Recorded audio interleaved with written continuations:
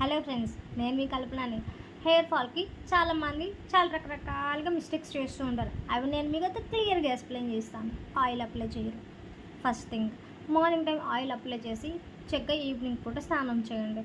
మరీ అంత చిరాగా అనిపిస్తే ఆయిల్ అప్లై చేసిన తర్వాత ఒక 2 hours 3 hours ఉంచుకొని అప్లై చేయండి.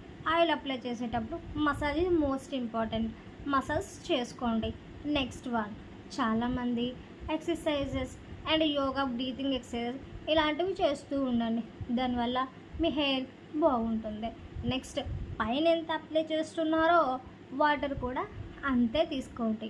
వాటర్ తీసుకోవడం వల్ల కూడా మీ హెయిర్ ఫాల్ అనేది అవ్వకుండా ఉంటుంది.